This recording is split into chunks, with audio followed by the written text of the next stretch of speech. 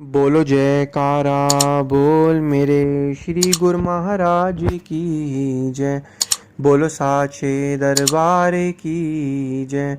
बोलो श्री सतगुरुदेव भगवान की जय।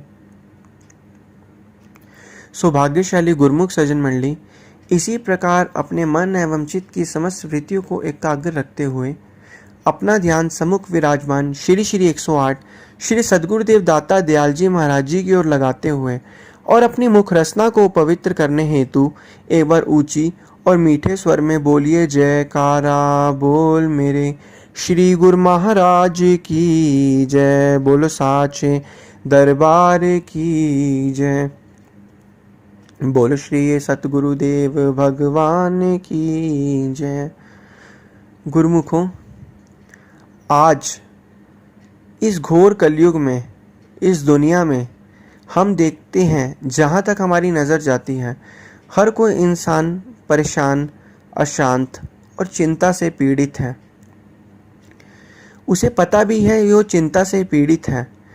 उस चिंता से, उस ख्यालों से, उस अशांति से वो निकलने का तरीका भी ढूंढता है, लेकिन जो वो तरीके अपना रहा है, क्या वो तरीका सही भी है? अगर सही मायने में देखा जाए, मनुष्य क्या करता है? कोई भी चीज़ में अशांत रहता है, अपना ध्यान भटकाने की कोशिश करता है। और आजकल कोई अगर परेशान है तो उसको लोग ये कहते हैं कि अपना ध्यान दूसरी जगह लगाओ। क्या इतना अगर कहने से ही ध्यान दूसरी जगह लग जाता तो आज हर एक मनुष्य को सत्संग की ज़रूरत नहीं पड़ती। आज हर एक मनुष्य को आध्यात्मिकता की ज़रूरत नहीं पड़ती। तो आइए इस सत्संग की महत्वपूर्णता, इस सत्संग का एक महत्वपूर्ण योगदान, जो एक सत्संग का मतलब होता है सत्य का संग, उसे हम जानते हैं। जो जीव के सोचने की क्षमता, उसकी अज्ञानता का नाश करता है और उसके अंदर ज्ञान भर देता है। सत्संग, सत्संग का अर्थ है सत्य का संग करना। सत्य का अर्थ होता है जो सदा से है और सदा ही रहने वाला है। सतगुरु सत्य स्वरूप हैं और उनका पावन संग भी सत्य है। उनका संग ही सत्य है, उनका संग ही सत्संग है। गुरुबानी में आता है, सत्संगति कैसी जानिए जिथे इको नाम वखानिए। अर्थात सत्संगत उसे कहा जाता है जहाँ केवल नाम या नामी की चर्चा होती है। सत्संग का प्राप्त होना सतगुरु की अनंत अनंत कृपाओं में से एक विशेष कृपा है। ये कृपा सिर्फ भाग्यशाली जीवों पर ही होती है, संस्कारी जीवों पर ही होती है। इसलिए नित्य प्रति बड़े प्रेम से सुने और उन वचनों पर अमल करके सतगुरु की नज़दीकी प्राप्त करें। सत्संग का एक वचन भी जीव का परम कल्याण कर सकता है। अतः हर वचन को हृदय में धारण करने का प्रयास करें। सत्संग हमारे मनुष्य जीवन का दर्पण है और हमारी आत्मा का परिचायक होता है। हमारे अधिकतर अपने सभी प्रश्नों के उत्तर संतों की वाणियों से ही मिल जाते हैं। यह सतगुरु की अपार अपार कृपा है। सत्संग एक दायरा होता है।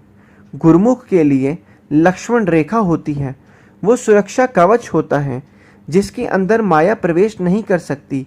माया केवल गुरुमुख के हृदय में तभी प्रवेश कर सकती है जब स्वयं गुरुमुख उस दायरे को तोड़कर माया के संपर्क में आ जाए। जिस प्रकार सत्य का संग करना सत्संग होता है, वैसे ही जब गुरुमुख जन सतगुरु द्वारा बख्शे हुए पवित्र नाम का चिंतन करते हैं तो वह भी सत्संग होता है, क्योंकि नाम का जाप हमें सत्य स्वरूप अर्थात सतगुरु के दिव्य रूप के दर्शन कराता है। तो आज जो हमने इन सत्संग के बारे में, चीज़ों के बारे में पढ़ा, तो सत्संग का मतलब ही यही है, सत्य का संग करना।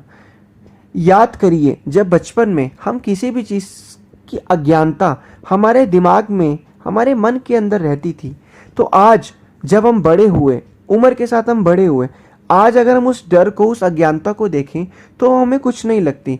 इसी प्रकार जब कोई गुरुमुख महापुरुषों के चरणों में आ जाता है, सत्य का संग कर लेता है, सत्संग को सुन लेता है, 2 घड़ी सत्संग में बैठ जाता है, तो उसे असलियत पता लग जाती है। उसे इंसानी जो जामा उसे मिला है, जो इंसान का एक रथ मिला है, मनुष्य का जो जन्म मिला है, मानुष रथ जो मिला है, 84 लाख योनियों से निकलने के लिए, आत्म कल्याण करने के लिए उसे जो मानुष रथ मिला है, उसको पाकर वो आत्मा का कल्याण कर सकता है। सारी योनियों में से एक मानुष जन्म ही है जिस रथ पर सवार होकर हम आत्मा का कल्याण, आत्म कल्याण कर सकते हैं। भगवान ने 84 लाख योनियों में से मानुष को ही ये गुण प्रदान किया है कि वो इस जन्म को पाकर अपने लक्ष्य की प्राप्ति कर सकता है। भजन अभ्यास करके, भक्ति भाव के काम करके, सत्संगति को सुन के, सत्य पथ पर चलकर वो आत्म कल्याण कर सकता है। और जीवों को ये चीज़ों का ज्ञान ही नहीं है। तो ये इसीलिए जो लोग हैं, आम लोग, संसारी लोग माया में भटके हुए हैं। अब हमें करना क्या है?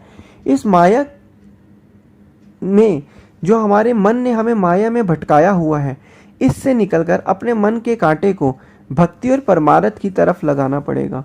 जितना हम मन के कांटे को भक्ति परमार्थ की तरफ लगाएंगे, उतना हमें अंदर ही अंदर शांति और आनंद में महसूस होगा।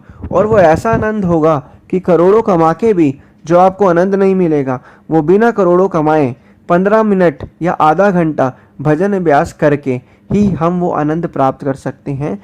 जो आनंद आजकल संसारी दुनिया चाहती है, उस आनंद को आप प्राप्त कर सकते हैं। इसीलिए तो हमने सुना है, आनंद सस्ता है और ऐशो आराम की चीज़ें महंगी है। इसलिए पांचों नियम की पालना करनी है, भजन अभ्यास भक्ति में ध्यान लगाना है, सुरती को पिंड देश से निकाल कर ऊपर की तरफ उठाकर दयाल देश में दोनों आंखों के मध्य में पहुंचाना है। तभी हम आत्मिक आनंद को प्राप्त कर सकते हैं। बोलो जयकारा बोल मेरे श्री गुरु महाराज की जय। बोलो साचे दरबार की जय।